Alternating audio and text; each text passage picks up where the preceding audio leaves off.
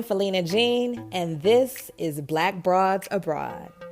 I'm an international woman of leisure who said peace out to the United States in 2011, and I have not looked back except at this ass, honey. Since then, I've lived on 4 continents with travel to over 40 countries. Along my journey, I've come to know some very compelling Black women from all over the world who also said fuck you to their comfort zones. I created this podcast to inspire Black women in the diaspora to take risks and live their very best lives. So this week was cool.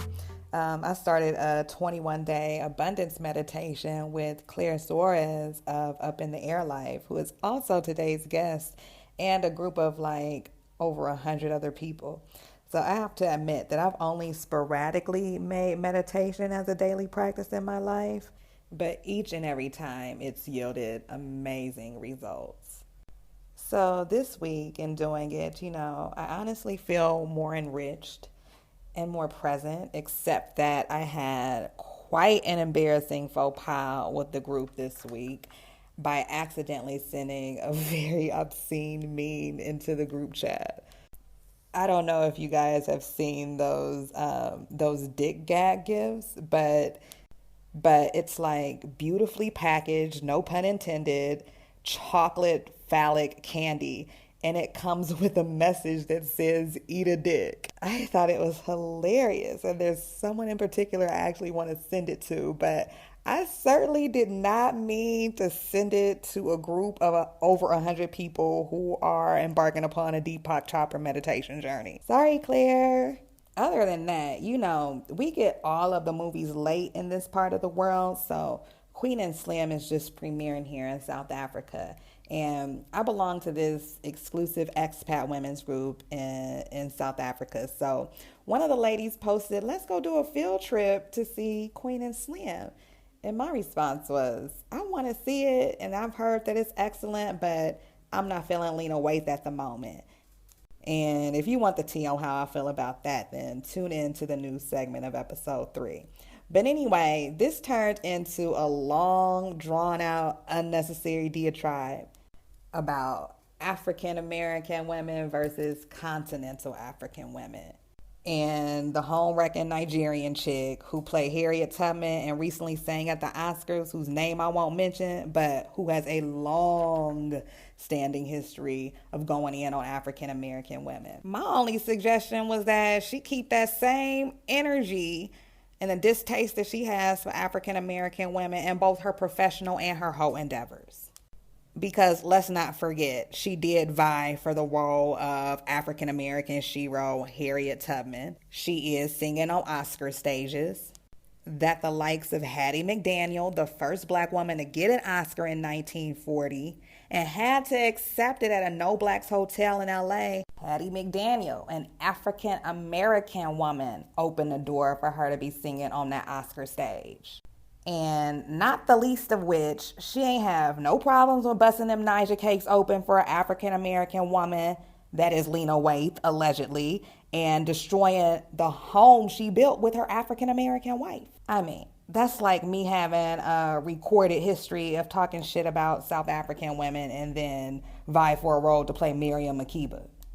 And then being mistress to some prominent South African woman. Fuck out of here, homewrecker. I'd actually like to interview her. But anyway, this conversation caused a whole rift in our little expat group because one person in particular just completely conflated the issues.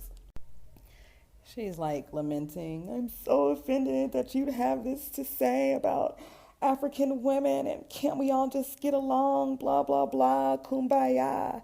History tells us that all your skin folk ain't your kin folk. And that's that on that. Period. I gotta put a muzzle on this 90047 mouth of mine, because that shit could have easily went left. But now the elders want to host a ponderosa, as Jackie Christie calls it, to have a dialogue about relations between Afro-diasporic women, which is a great idea in itself, but I haven't decided if I'm going to go or not. Anyway, that thing that happened, and meditation, woosah, and business minutia have been the makings of my week. So enough of my soapbox. Stick around for the interview with Claire Soares, who is the founder of Up in the Air Life. She has built a multi-million-dollar luxury travel company, initially as a part-time job while she was still working in corporate, and she spills a lot of high-grade tea about making your dollars work for you in countries with excellent exchange rates and building a nomadic digital lifestyle. So stick around for that.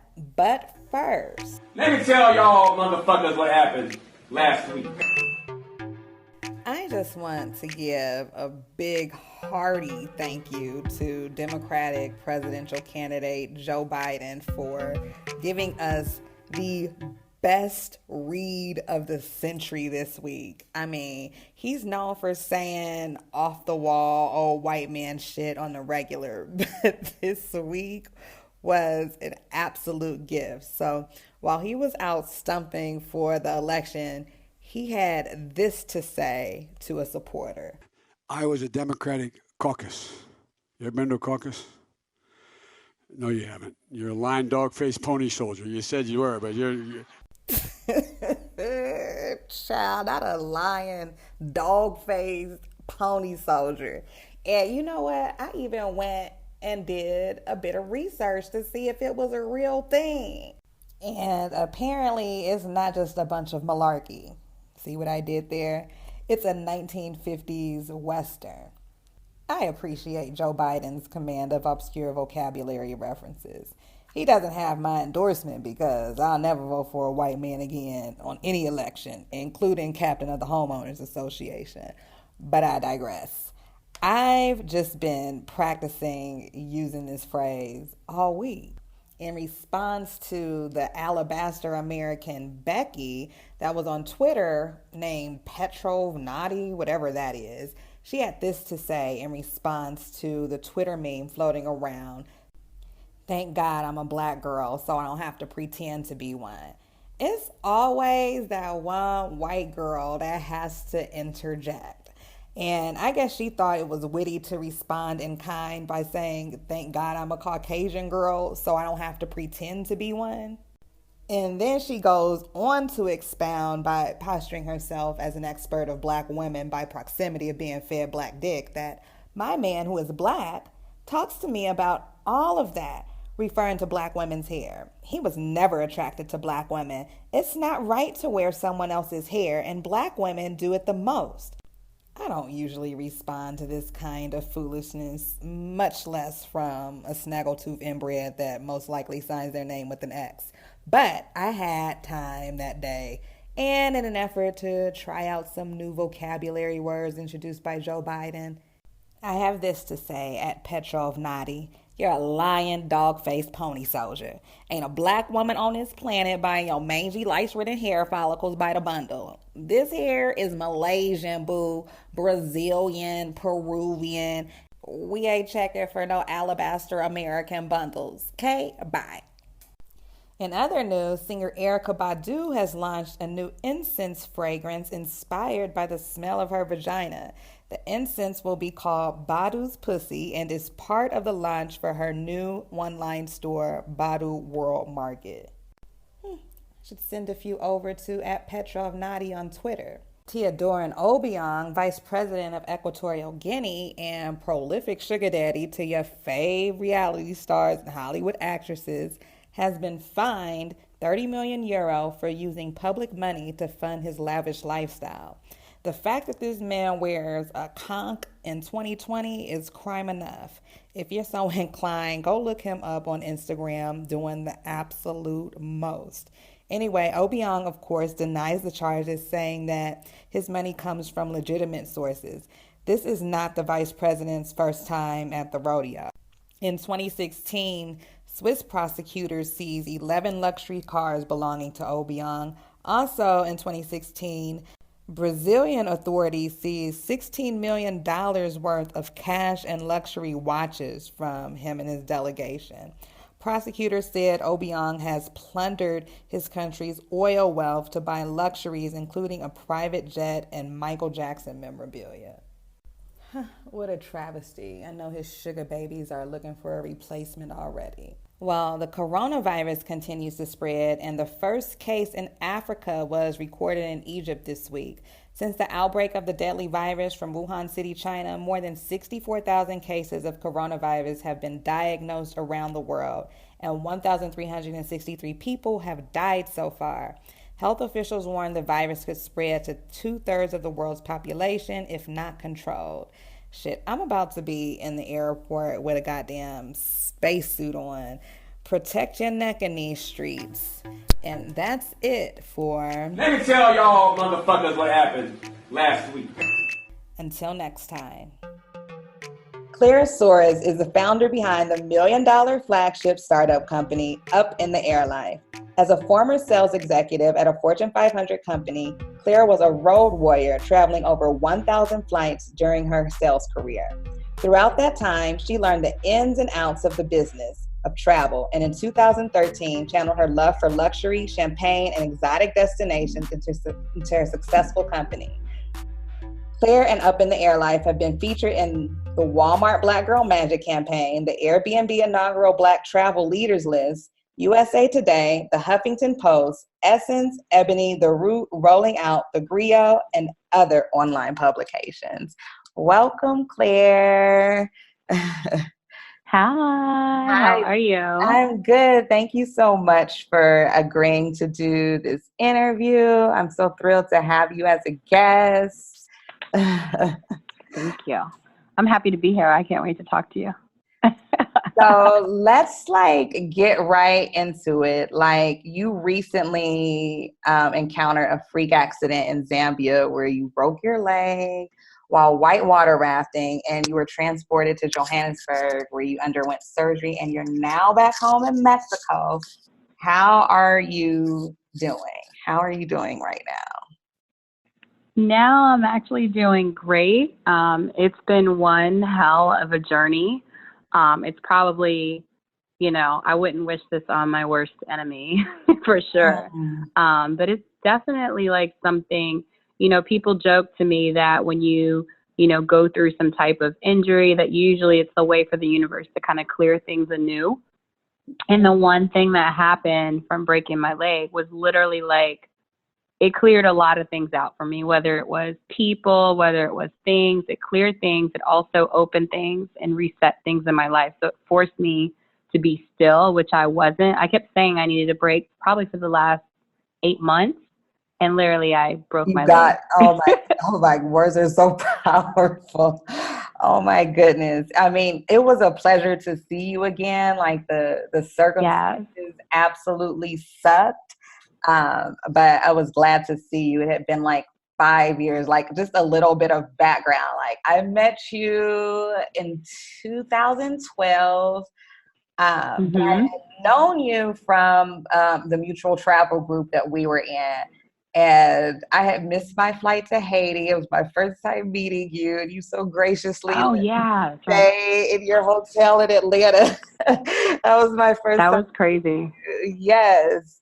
So when did your Black abroad adventures begin, and what was the first country you actually fell in love with? Wow. So my first country that I ever went to was the Bahamas, actually. So I had been to Nassau, Bahamas with my mom and one of my good friends, and we stayed for a week. And it was my first stamp. It was just so amazing. The islands, just being able. The thing I liked about it the most was the people and the food. So I remember we stayed at Atlantis, which was on Paradise Island. Oh my gosh. Is it still there? Yeah, it's still there. It's still amazing. I have not been back to the Bahamas in quite some time, especially after the recent hurricane that they have. Right. I have a friend that's on the ground, volunteering and doing cleaning in Abaco, but I have not personally been back in a long time. I'm overdue. Oh, wow. So, okay. So your background is you were a high-powered sales executive, literally broking billion-dollar deals, and you started Up in the Air Life as a side hustle initially, and you've managed to turn it into Mm-hmm. a multi-million-dollar boutique travel company in less than 5 years. That's like amazeballs. What was your Thank inspiration you. to go full throttle and leave corporate America behind? It's a good question. When I started the company, I was just doing it because I was planning Yacht Week. And then over time, the company grew. And then the only reason why I ended up quitting my job was that I was just going through a lot of challenging things there with like not being promoted, and I literally went from loving my job to going into like a depression where I wasn't happy there. I had been passed over for promotions. I was in this really premier role, and then I was told the role was ending. And meanwhile, maybe 6 months prior, they hired a white younger gentleman who ended up taking my job. Wow. And so it was just, the circumstances were just very dicey, the way that it all happened and working with HR. And so after that, I kind of spiraled into a depression, and I ended up taking time off. I suffered a miscarriage. And when I had a miscarriage, when I was kind of taking a break for the first time in my life that I ever had more than like 4 weeks off, Wow. I had actually decided at that point, like, I'm probably not, I'm going to quit once I come back. I wanted to, everybody wants to get their ducks in a row. Like you talked about how you went abroad and how you just made a decision to move to Brazil. And, I made the decision and I was like, okay, it's going to be this date. So I set a date and I didn't have all my ducks in a row, but that was the date. And I remember the day I resigned, like it was a little bit shocking, I'm sure, to some people, because I'd been there like, I want to say like 13 years at that point. Oh, wow. And so it definitely was like a funeral. There was a grieving process. And, having to leave something that I had been involved with for over a decade, had developed friends with people who had children. And so it was a very painful process, but it was the best decision that I ever could have made. And, the only thing I regret is that I didn't have the courage to do it sooner. I mean, you kind of just like casually mentioned, yeah, I was just doing Yacht Week. Okay, could you explain what Yacht Week is? I was just doing So Yacht Week is this event done by this company based out in London, and they have 1 week where they rent and they host about 15 to 30 different yachts. And what most people don't know is that a yacht is just anything on water. So it could be a catamaran, which is like, what you see typically in the Caribbean if you go on one of those day tours, or it can be a monohull, which is one of the boats that you go underneath and they have cabins. And so Yacht Week is 1 week of sailing, and they pretty much play techno music the entire time. There's parties at each island, and it's all done through Croatia, and they have other cities as well. Mm-hmm. And so when I initially was planning for like people that look like me, we planned a group trip to Croatia. What year was this? And this? That was our first. This was back in 2013. We released it, and we went 2014. Mm-hmm. And then last year we hosted a mega yacht in Croatia. So that was like a nice rendition that like 5 years later, first year we were on like monohull budget boats, which is cool. It was an amazing experience, but we just leveled up and we were on a mega yacht. In a major way. So, like it's definitely been about everything up in your life has been about like stepping the bar up, leveling up. And we've learned a lot along the way from being, initially marketed as an upsell travel company to being in the luxury space. And so now like a lot of our time now is spent on leveling up the experiences, making sure they're all like truly luxury, because there's just levels of luxury. And that's the thing that you find out like in the space. Just like, with anything, if you're staying at a hotel, like all the hotels could be 4 stars, but there's different varying degrees of a 4-star hotel. And so making sure we do the due diligence and making sure we listen to our clients when we have a property that is not, necessarily the best, kind of making those things better. But that's kind of what we do, is just kind of just make sure that we're bringing the magic and people can go places to make sure that they're experiencing the ultimate time they couldn't have planned without us.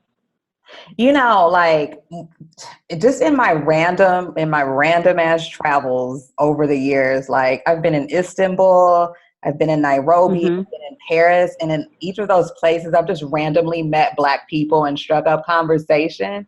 and they have mentioned Up in the Air Live. I'm like, girl, your name is ringing bells in these streets. Wow. It's been so amazing to witness your trajectory and like the way in which you have leveled up like these past 9 years. It's just amazing. So one of the things that I love is that you specialize in bougie Black travel, which is definitely, I love that, because it's definitely something that was needed in like the Black travel space. And we became acquainted through a Black travel group back in 2011. And there was kind of like a chasm in the group between like young people that are like, you know, into backpackers or is it backpacking and like hostel type travels, which is cool. And then there were like, you know, those in the group who liked a bit more luxury in our lives. So when did you know that you could fill this void in the burgeoning Black travel movement? You know, it wasn't until our first trip was Croatia, and that was the first trip. And then after that, we did a trip to Mexico shortly after, and then we did a trip to Colombia. It wasn't until our third trip to Colombia. I remember my friend asking me, like, what are you guys doing? Like, I thought you were, like, doing yacht trips, and now you're doing, like, destinations. After Colombia, the following year, we had, like, 10 different trips. So that's when I felt like, you know what? Like, you can do this. And over time, I had accumulated a large event program. So we started doing events. So there was like a lot of big ideas. And I think it was more about, I don't always know that what I'm doing is going to be successful, but you reach a point, and I'm at this point now where I'm not scared.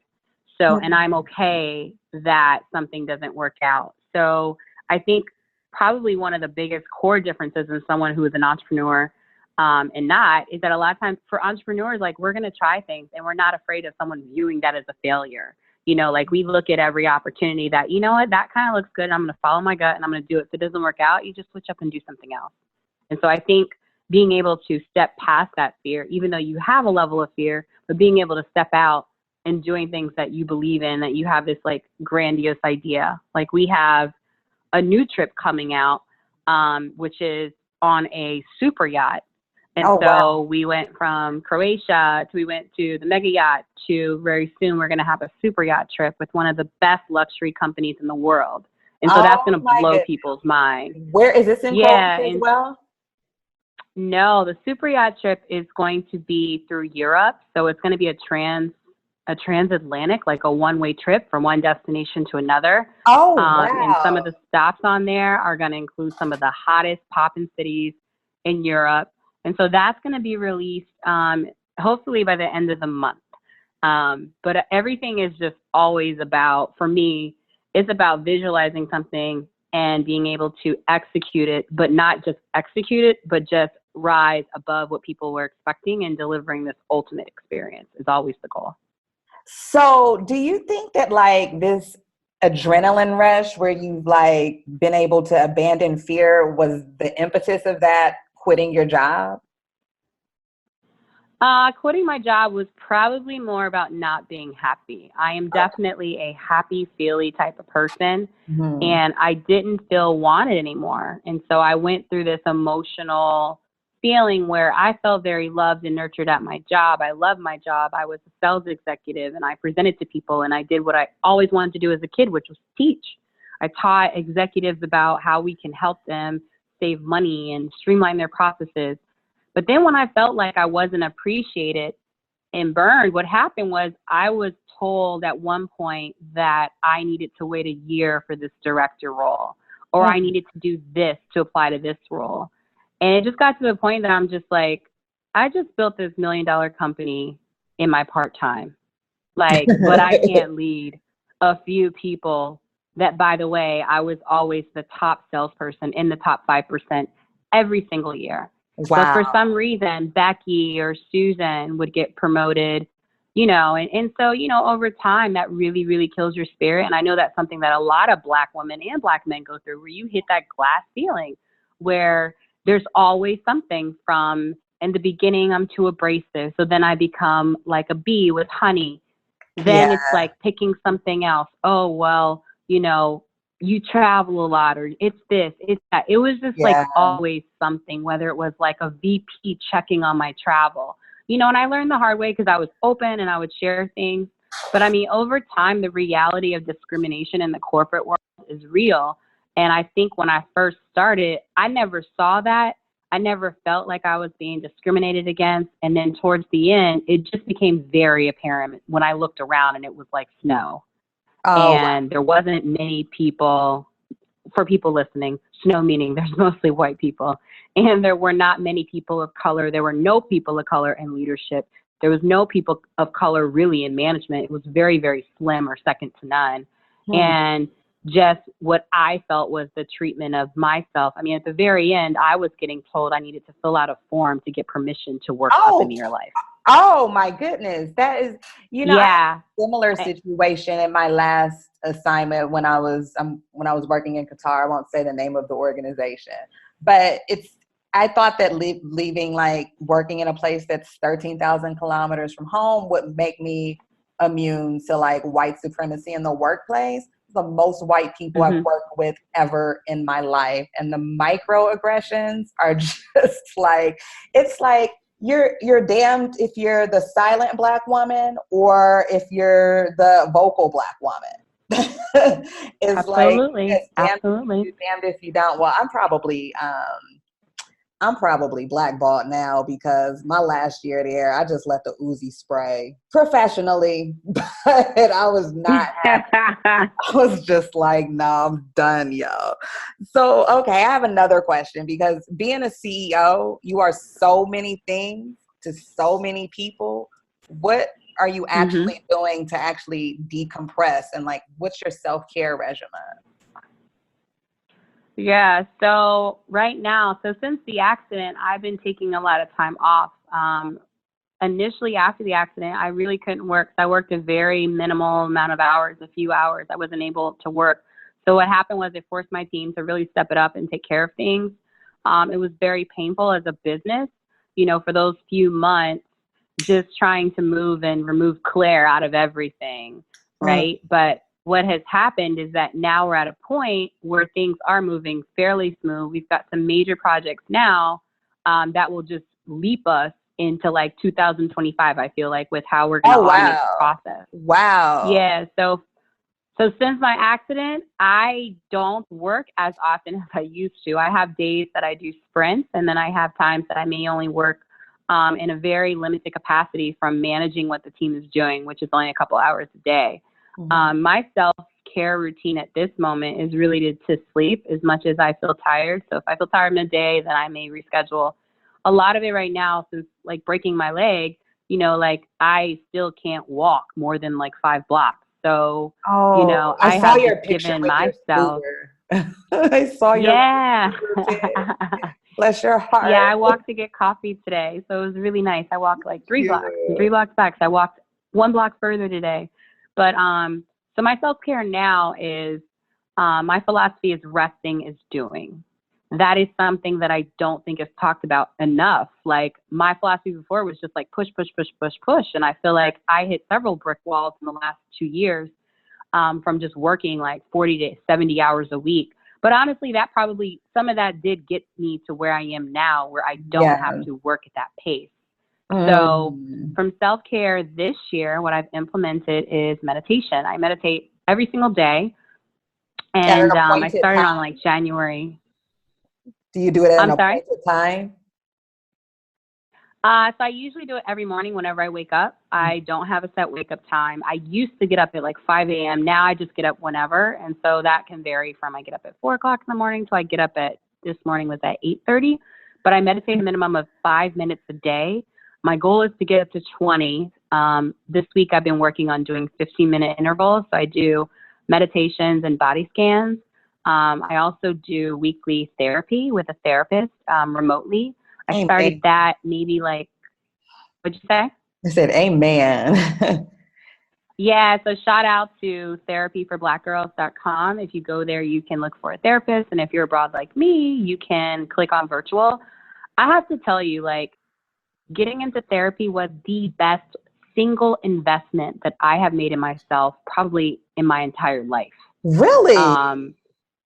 Yes. And because not only has it improved my personal relationships, but it's also allowed me to be, I believe it's allowing me to be a better leader at work because my compassion and my ability to speak to people is getting better. My ability to have more stronger boundaries in my friendships and business relationships is better. So just being able to speak for myself and to be clear and concise about things, like, is definitely like an era where I felt like my whole life, a lot of it was spent holding everything in. So my throat chakra was always in pain. And even like there's still challenges I have, but I think with anything, like even from a business perspective, being able to have those tough conversations and being able to be transparent about it versus like I came from corporate and I just remember like a lot of the backstabbing.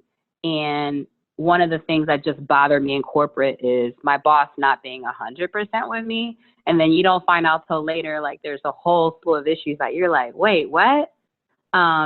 So definitely being in therapy, also getting massages. I have a spa membership here in Mexico. Oh gosh, that sounds amazing. Yeah, so they have hydrotherapy. They also give you a certain amount of free massages. And then, on the beach here, it's like $25 to get a whole hour massage. So I do that as often as possible. I also have a U.S. membership for spa. What is it, Massage Envy? I remember them. I remember that franchise. But so my self-care is boundaries too. Boundaries are extremely important. Boundaries to friends, boundaries to business relationships, because I think people don't have enough boundaries. We let people treat us however, we let them contact us whenever they want to. And, there's a lot of stuff you have to do to like protect yourself. Yeah, and if you don't draw a line, people will scribble, scrabble all over it. Scribble, scrabble.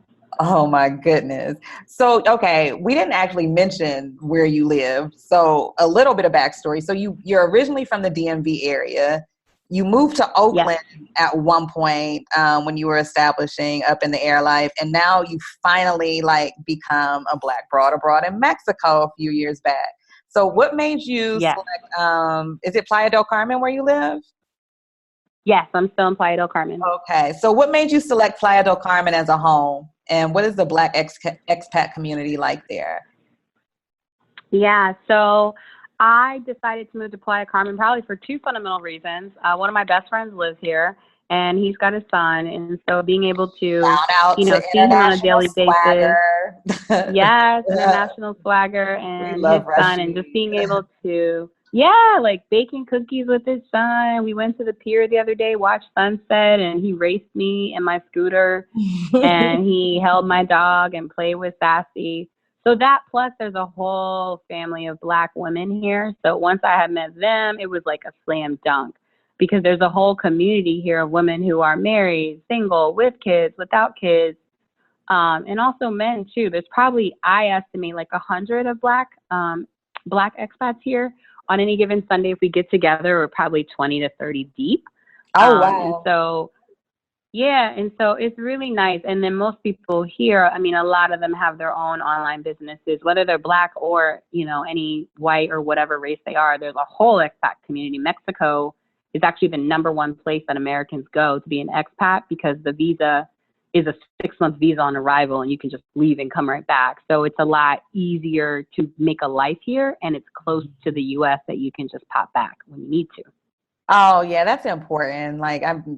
It's difficult sometimes being so far away from my family. Like now I'm in South Africa. Before I was in Qatar. Those are super far from home. So I could see that. Yeah. So and then one more thing too is so specific reasons, cost of living. The same bougie life I had in San Francisco, I probably pay 1/8 or 1/10 what I was paying. And so cost of living here, being close proximity to the beach and the water, for a lot of people, it's calming. The atmosphere is very laid back, so it feels very much more zen here. Nobody's in a rush. Also, just having an international network. If you go to any of these co-working places, you're going to meet people from all over the world, all different backgrounds. So the connections are pretty serious. So if I give you like my top 5 of why I live in Mexico, number 1, cost of living. So the same life that I had in Oakland, California, I can have that at a fraction of the cost. You know, in Oakland, California, my rent was close to $4,000. My rent here is close to a little over $1,000 a month. So that in itself is a $336,000 savings. The cost of food here is dramatically cheaper. 2 is connections. Like when you start to think about living abroad, Mexico, by the way, is the number 1 place for expats, as I mentioned. And so you're meeting people that are stepping outside the box. You're not meeting traditional people, but they're people that most likely work online, most likely are doing something that you can learn from. And then also just being in a Zen place. I mean, most people are highly stressed if you live in a major city or just in life in general. If you are in the States, I remember my commute alone was about 2.5 hours of my day. So you move from a place where you're a few blocks from the beach, it's very breezy, it's very relaxing. So your stress level goes down, your productivity most likely goes up. And so it's putting you in a different headspace to propel yourself to where you need to be. Oh, that's amazing. So, what advice would you give to an aspiring Black broad abroad that is thinking about taking the leap and becoming an expat? Do it. So I think to prepare yourself, you probably need to figure out where you want to go. So there's resources on that. And so one thing you can do is you can join or reach out to any Black expats that you already know, because you do want to get more information about your destination, because certain areas, like if you go to China, there's other cultural phenomena that you're going to have to deal with if you live there. So number 1, reach out to someone that you know. If you don't know anybody, then I would definitely join a Black travel group. There's Nomadness, there's Up in the Air Life, there's Black Travel Movement. Join those groups and post that you want to live abroad and ask to connect with someone. Talking to someone, I think, is the best way to get information, because you're going to want to know how much housing is going to cost and how much your budget is. Number 2, you want to make sure you can work remote. If you're not working remote, you need to figure out how you can generate income remotely. Because when you go to these countries, you cannot work unless you have a worker's visa. And I wouldn't advise to work, because in a lot of these countries, if you're going somewhere where the cost of living is low, it's because the local rate may be like $5 an hour. And so if you couldn't make $5 an hour and afford like a luxury apartment, but you could afford like a small room. So find out how you're going to, work remote. And number 3, I mean, you really need to figure out. Say this. There also are like, when you are recruited to work abroad, there's a lot of companies that will recruit you to work abroad where you could make 6-figure salaries, and your transportation and housing allowance is included. So, but if you are self-employed, I was thinking working like,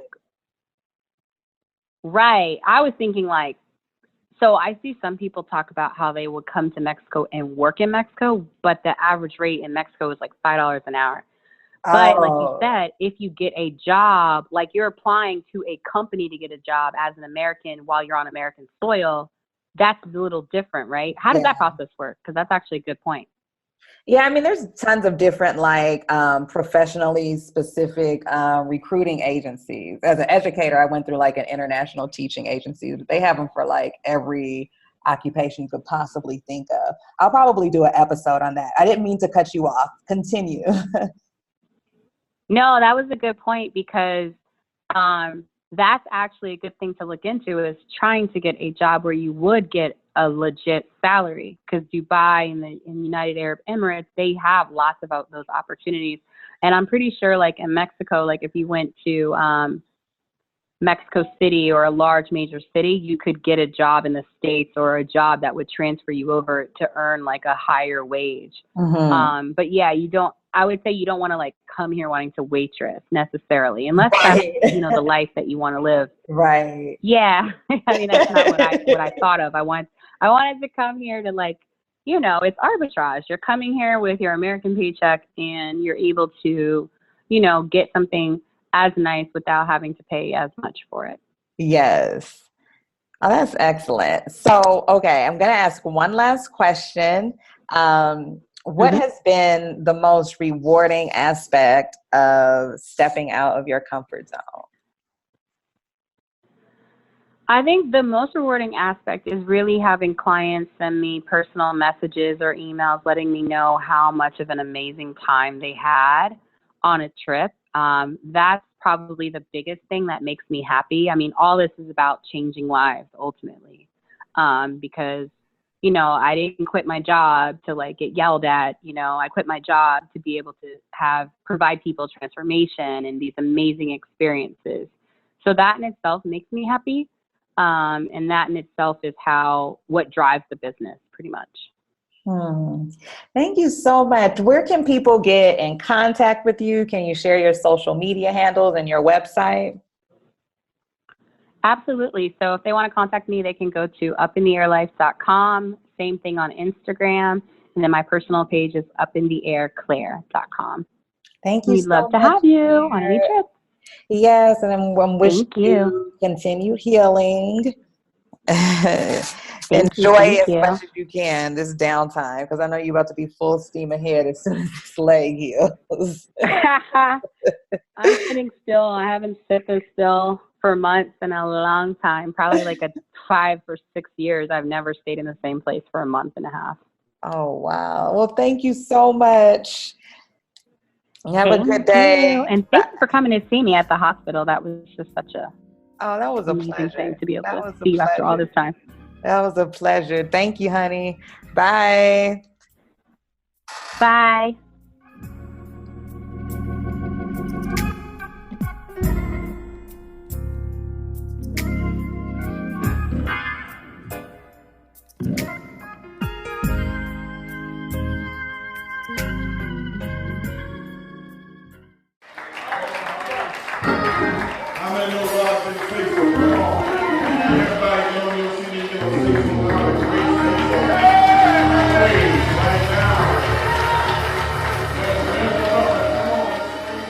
But if you ain't what?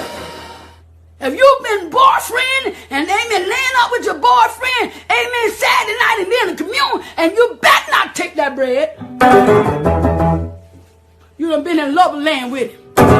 Now you on Sunday finna take a break, commune with your dirty self, your filthy self. Oh, I ain't scared, cause you ain't worthy, baby. You unworthy.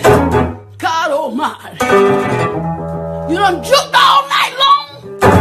Then you want to take the Lord's Supper.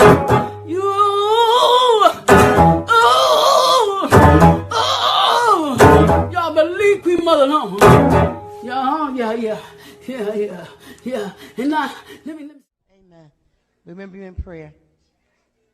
Anyone else have a word from the Lord, a testimony?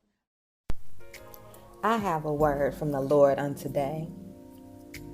This week, I was feeling quite nostalgic, and maybe it's because Mercury has gone retrograde, but I suddenly felt so much guilt for being a child bully. I'd like to make a confession. I once did a stand-up comedy routine for my 3rd grade show and tell, and my first joke was, "What kind of perfume does Lakeisha wear?" And the answer was Raid. That is so mean, and I just feel so ashamed at my 7-year-old self. Lakeisha's mom was a crackhead, and she always had the faintest hint of urine omitting from her clothes. The Raid joke just got so carried away that other students started calling her La Rocha. I know this mouth of mine has the capacity to be reckless, as evidenced by the innumerable reads I've given in my nearly 4 decades of life, to employers, to lovers, to friends who became foes, and randoms alike. Some of y'all motherfuckers deserved it, but for those who got the occasional unwarranted read from me, I deeply apologize. So deep. And so this message is for myself and any of my listeners that may also struggle with bridling their tongues.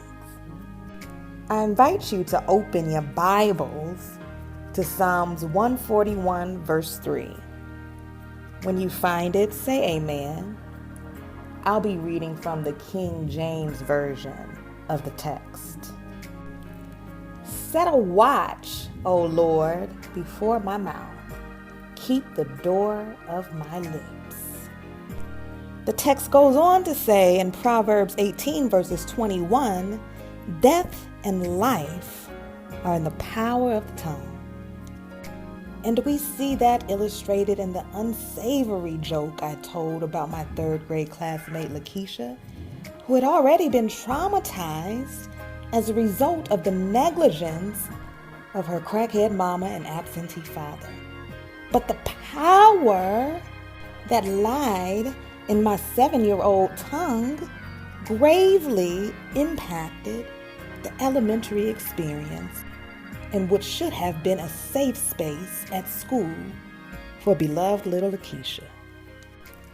You never know what a person is really contending with.